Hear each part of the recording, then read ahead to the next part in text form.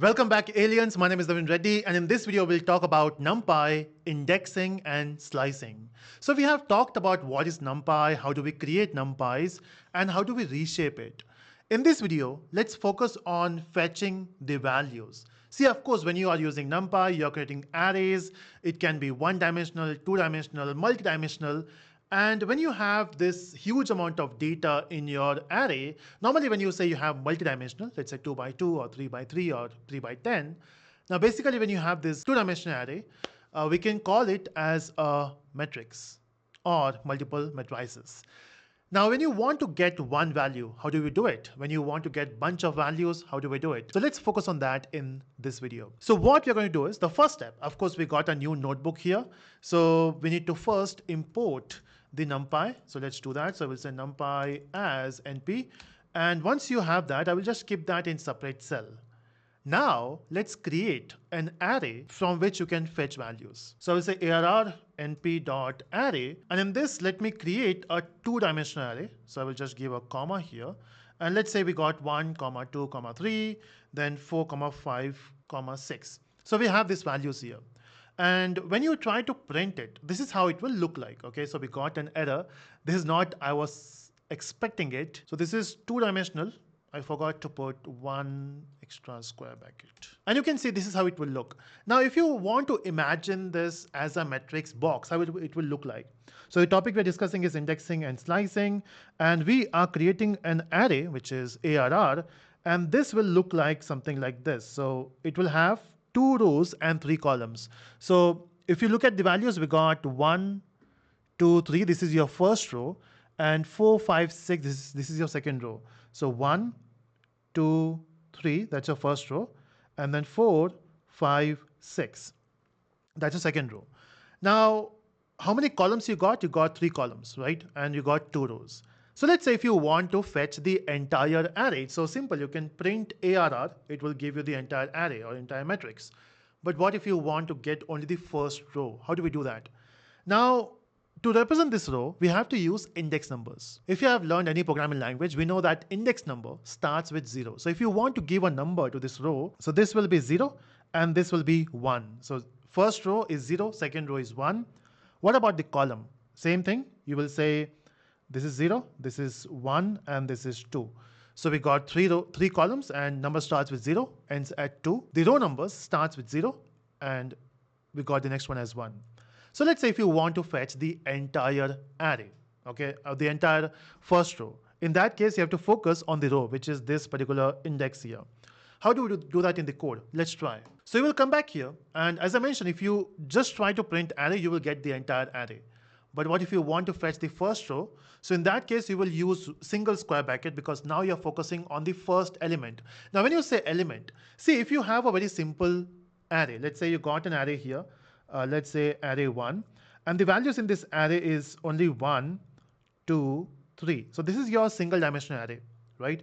And now if you say I want the first element, so element for this array is 1 itself, right? Because this is a single dimensional array and the element is 1.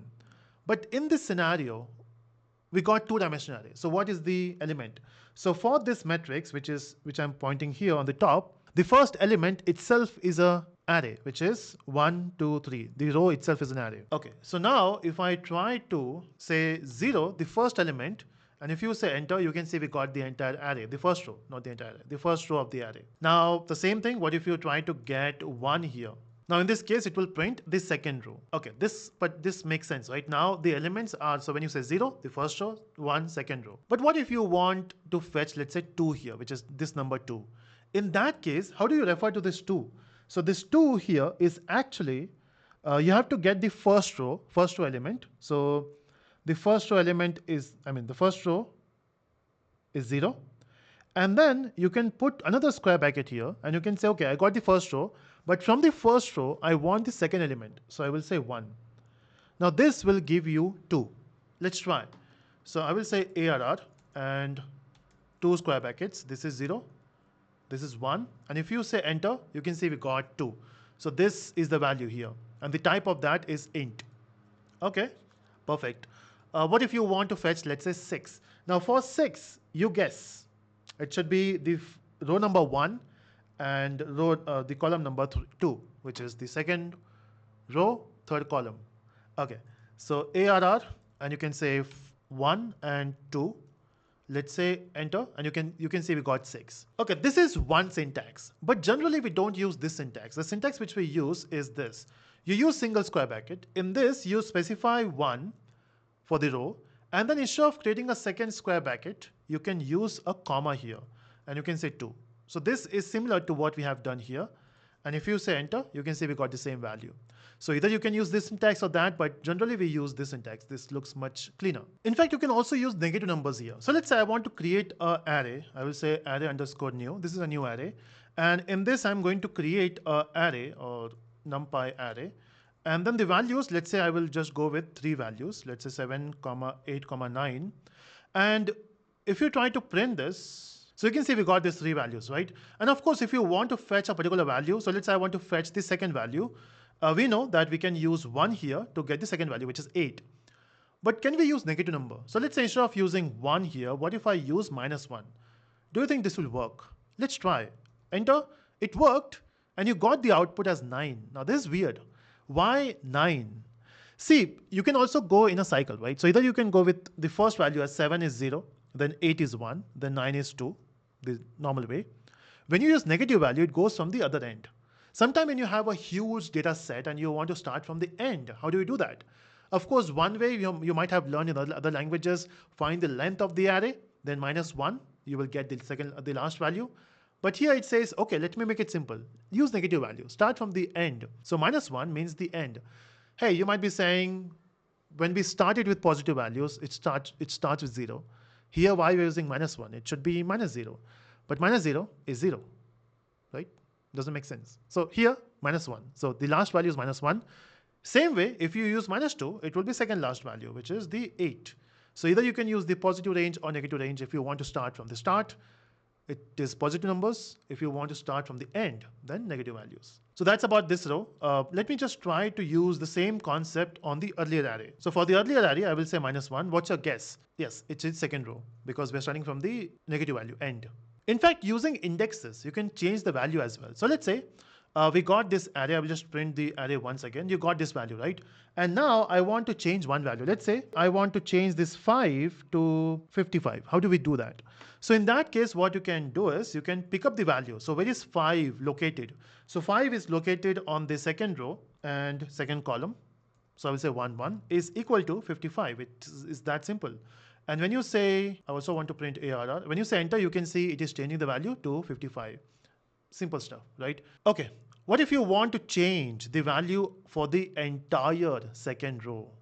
Can we do that? Let's say I want to change the entire second row to 7. So yeah, you can actually. So I can just go back here but how do I specify that second row?